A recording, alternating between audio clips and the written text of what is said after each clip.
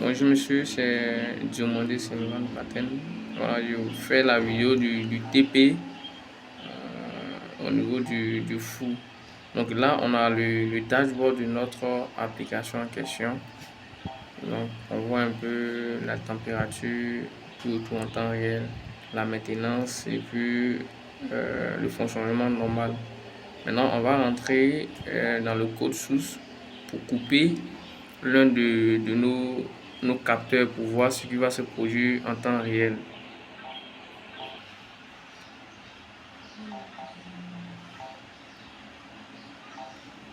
Donc, on va faire Windows C pour arrêter le capteur.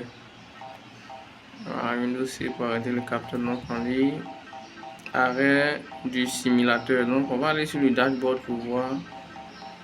Voilà. On voit un message d'alerte ici également qui s'affiche. Donc, on va aller sur notre dashboard pour voir un peu.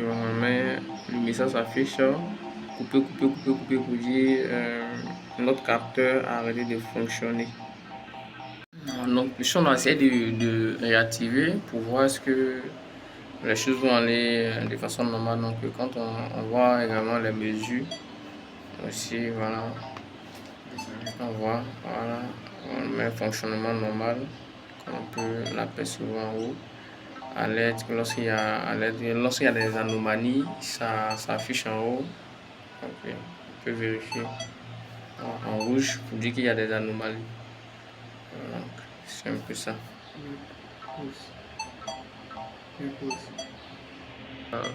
Donc au départ on avait coupé le simulateur, mais cette fois-ci c'est le capteur que nous allons couper pour voir ce que ça va donner. On va couper le capteur. Donc on vient d'arrêter le capteur. On va voir maintenant sur notre dashboard ce qui va s'afficher comme résultat. Voilà, le capteur coupé.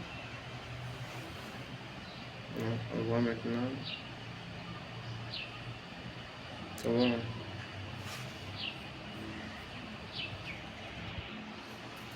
Bon, on voit un peu les valeurs d'ici. Ça, c'est lorsqu'on coupe le capteur, il maintient les données.